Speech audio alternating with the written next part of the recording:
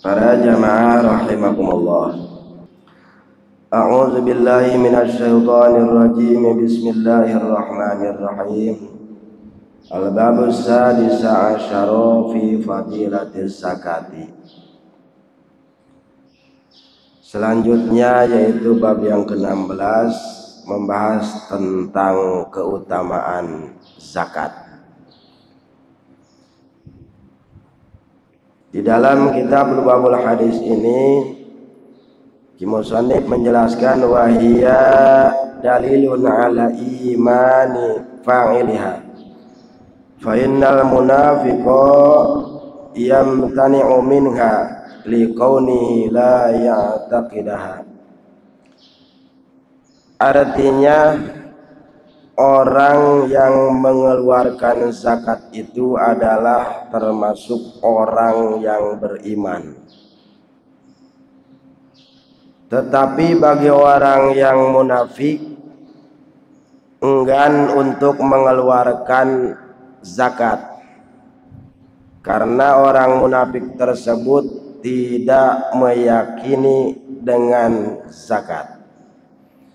Wahia dalilun ala imani fa'iliha fa innal munafiqa yamtani'u minha liqaunihi la ya'taqidaha. Qala Nabi sallallahu alaihi wasallam az-zakatu qintaratul islami. Nabi sallallahu alaihi wasallam bersabda bahwa zakat itu adalah jembatannya Islam. Kemudian kata Nabi sallallahu alaihi wasallam az-zakatu tuhrul imani. Zakat itu adalah membersihkan iman. Artinya zakat di sini yang sudah kategori yang wajib, yang sudah nisab. Yang belum nisab maksudnya sedekah saja. Cuman bedanya zakat di sini yaitu sedekah yang wajib. Sama, zakat juga sedekah, sedekah belum tentu zakat. Artinya sedekah di sini yang disebut dengan zakat itu adalah yang sudah wajib, makanya disebut zakat. Yang belum nisab disebut dengan sedekah. Az-zakatu tuhurul imani, zakat itu adalah membersihkan iman. Wa qala sallallahu alaihi wasallam la yaqbalullahu al-imana illa bis-zakati wa la imana liman la zakatalah. Kata Nabi sallallahu alaihi wasallam, tidak akan menerima Allah Subhanahu wa taala kepada iman seseorang illa bizakati, yang tidak mengeluarkan zakat, wala imana liman la zakatalah, dan tidak ada iman buat orang yang tidak berzakat. Artinya zakat di sini itu yang sudah nisab.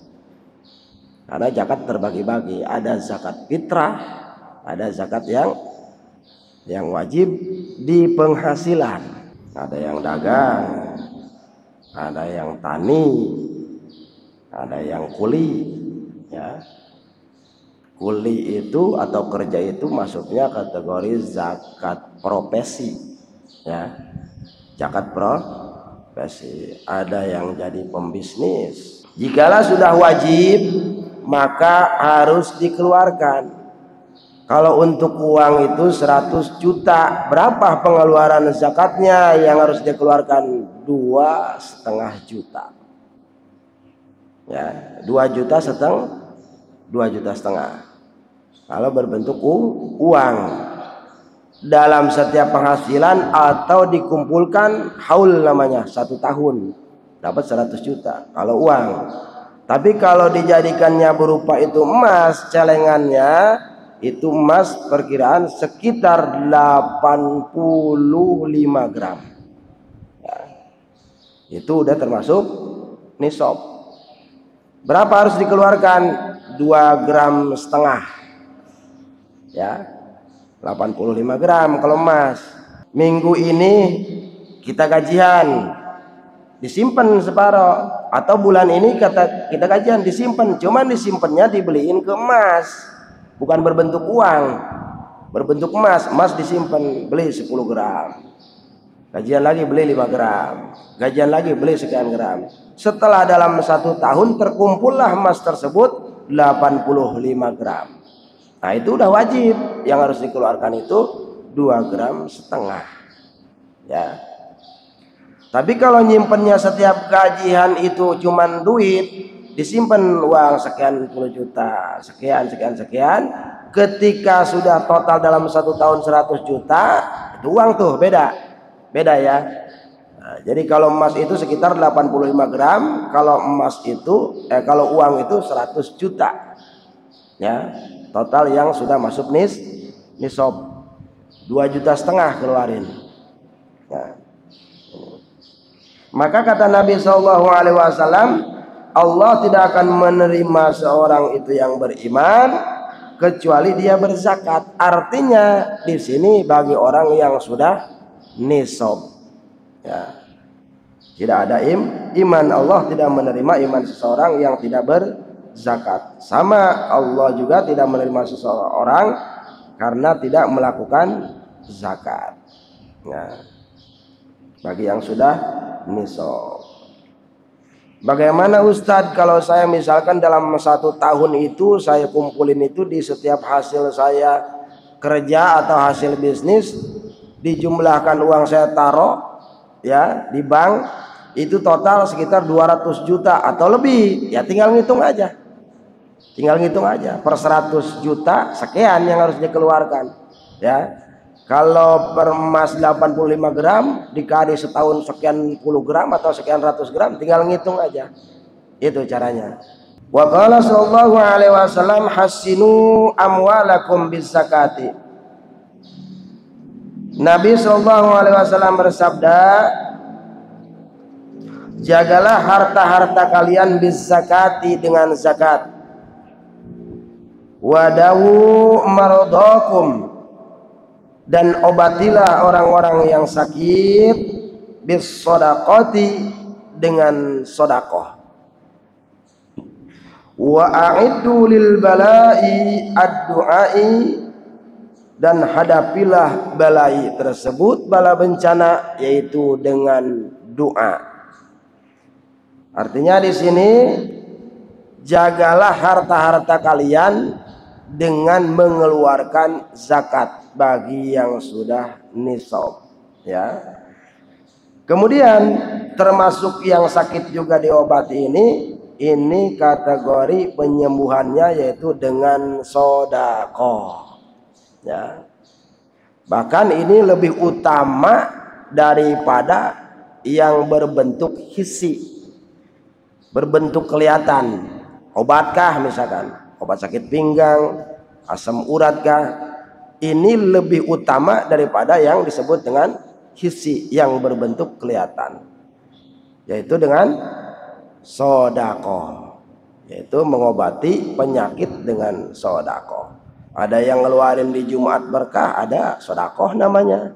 Enggak boleh dikeluarin zakat nisab di Jumat berkah, enggak boleh.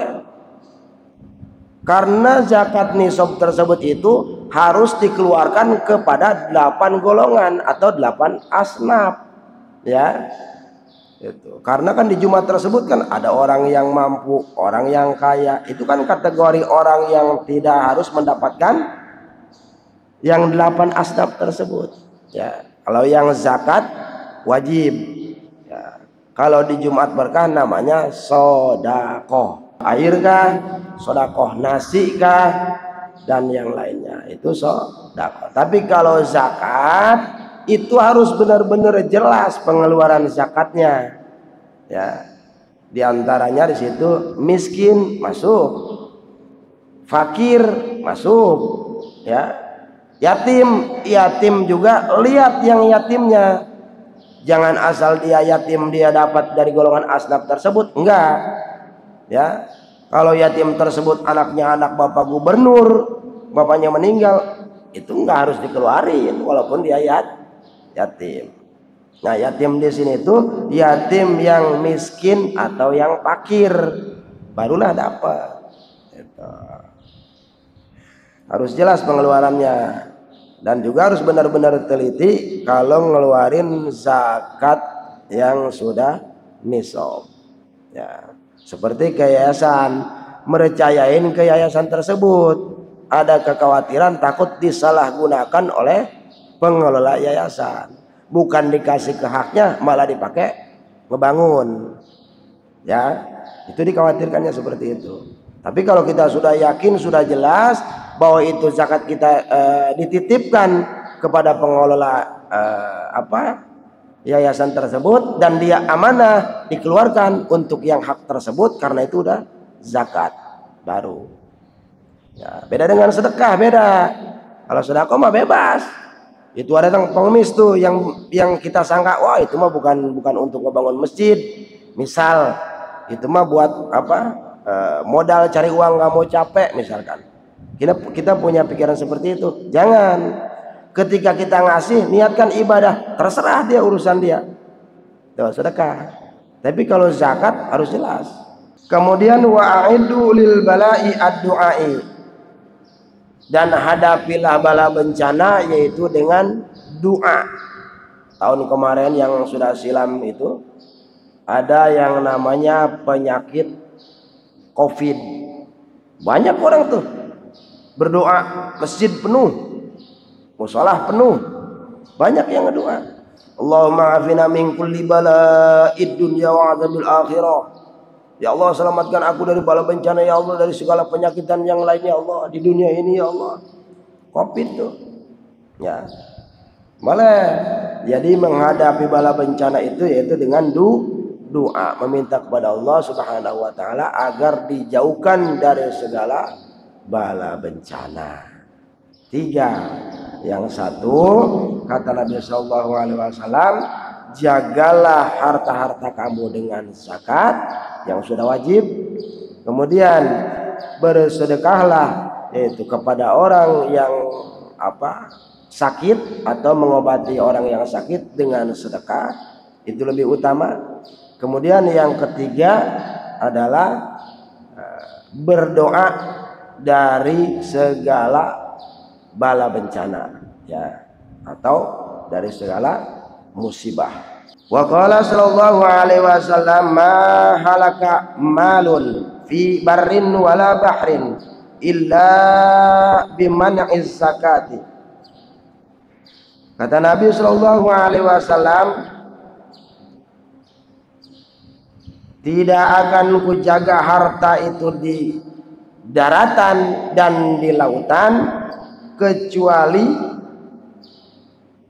tidak mengeluarkan zakat.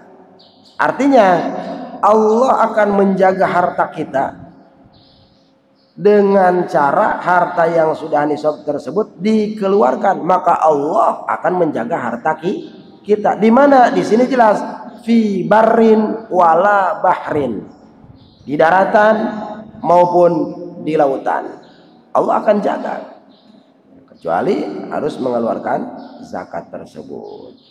Ini bicara tentang masalah wajibnya ini, ya. Yang tidak wajib mah aman-aman saja, karena maksudnya sedekah.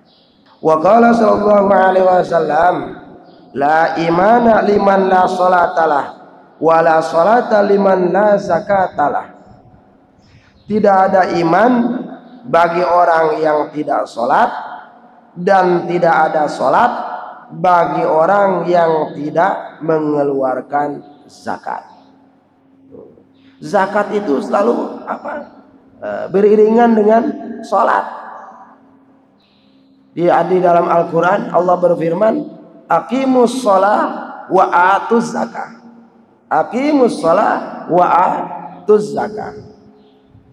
Dirikanlah sholat dan tunaikanlah zakat, beriringan, ya.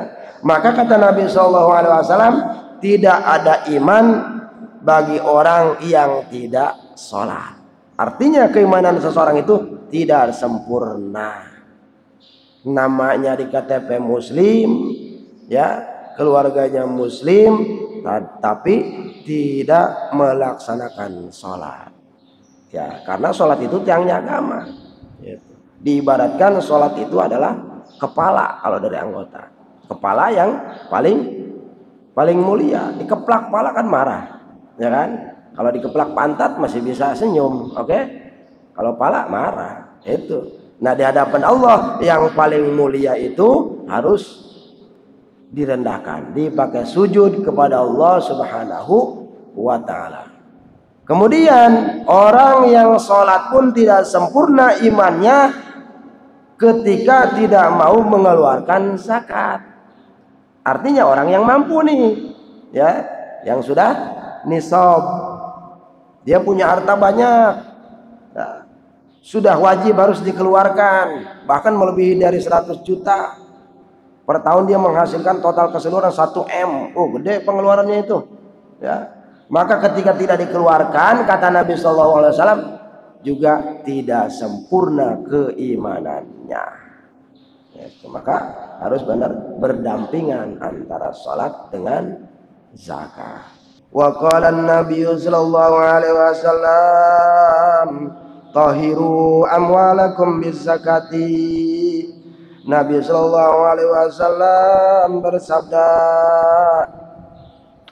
sucikanlah harta-harta kalian bizakati, dengan zakat.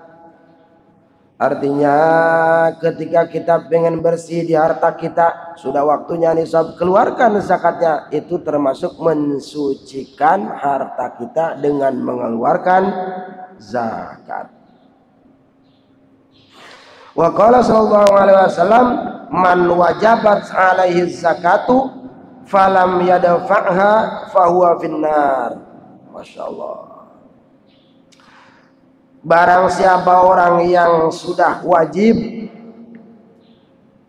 artinya sudah banyak harta, sudah nisab, alaihi kepada orang tersebut, az-zakata, yaitu sudah saatnya dikeluarkan zakatnya, falam yadfa'aha, tetapi tidak dikeluarkan, ya, tidak dikeluarkan hartanya, maka kata Nabi SAW, fahuwa finnar, yaitu ditempatkannya di neraka. Nauzubillah summa nauzubillah min dzalik. Ini sebenarnya teguran bagi orang-orang yang sudah nisab. Teguran dari Allah. Nabi sudah menyampaikan, ya, tentang bagi orang yang sudah wajib mengeluarkan zakat tapi enggan mengeluarkan zakat, maka orang tersebut akan ditempatkan di dalam api neraka. Berikutnya kata Nabi sallallahu alaihi wasallam, la khaira fi malin la yuzaki. Tidak ada kebaikan di dalam harta la yuzaki, ketika tidak dikeluarkan zakatnya. Artinya ketika harta banyak itu tidak dikeluarkan hartanya dalam zakat tersebut, maka tidak baik. Wa qala sallallahu alaihi wasallam, man mana'a zakata mana'allahu ta'ala anhu hifzil mali. Kata Nabi sallallahu alaihi wasallam, Allah akan menjaga kepada orang yang mempunyai harta dan mengeluarkan zakatnya, yaitu dengan penjagaan Allah Subhanahu wa ta'ala. Tetapi Allah tidak akan menjaga harta orang tersebut karena orang tersebut tidak mau mengeluarkan zakatnya. Artinya dibiarin saja begitu. Sudah wajib, tidak dikeluarkan zakatnya, maka Allah tidak akan menjaganya, gitu. Tapi kalau dikeluarkan, maka Allah akan menjaganya, yaitu yang tadi di atas, fi barrin wala bahrin. Kesemuanya ini tentang hadis ini, yaitu tentang teguran bagi orang-orang yang mampu, biar tahu, oh ternyata sekian apa jumlahnya, oh sekian pengeluarannya ya. Oh emas sekian, itu macam-macam ya. Kalau yang bisnis cair 100 juta di hari itu, keluarkan hari itu ya. Kita bisnis nih, usahanya bisnis, penghasilannya di hari itu karena emang bisnisnya dagangnya tersebut harganya mahal dan keuntungannya juga gede, sekali hasil 100 juta dalam satu hari. Tidak harus nunggu 1 tahun, keluarkan di hari itu atau esok, tidak harus saya kumpulin. Tapi bagaimana Ustaz kalau misalkan saya tunggu 1 tahun? Ya silakan, cuman tinggal dihitung saja per 100 jutanya kali 1 tahun. Kalau misalkan sekali bisnis 100 juta, dalam 1 tahun sudah terkumpul 1 miliar, wow gede, ngeluarinnya gede. Yang 100 juta aja udah ketahuan 2,5 juta. Gimana kalau yang 1 miliar? Gimana kalau dengan 1 triliun? Oh, dapat motor 1, bisa kebeli sapi 1. Itu kan kebanyakan sayang kayak Ki Korun ya kan, Ki Korun yang hartanya begitu banyak kemudian dipendam oleh tanah ya karena apa? Ya karena tersebut ngerasa dia banyak harta tersebut tidak dari Allah, ngerasa itu jerih payahnya dia. Ketika ditagih tentang zakatnya, dia malah marah. Capek-capek saya nyari duit, bekerja siang malam, tahu-tahu datang minta zakat, enak aja. Nah itu ngerasa bukan dari Allah tapi hasil jerih payah dirinya, maka diazabillah oleh Allah Subhanahu Wa Taala melalui makhluk yang namanya bumi, dimakan sama bumi. Makanya sampai sekarang suka kesebut yang namanya harta karun. Kalau di sononya harta korun. Nah sekarang begitu ngegali, tahu-tahu dapat emas misal. Kan suka nyebut ini harta karun. Karun itu sebenarnya nama orang yang punya harta. Gitu. Jadi bukan nama bendanya, tapi nama orang yang punya hartanya. Ki Korun lah yang punya harta tersebut. Makanya disebut sekarang ketika orang menemukan harta zaman dulu berbentuk emas kah atau yang lainnya disebut harta karun.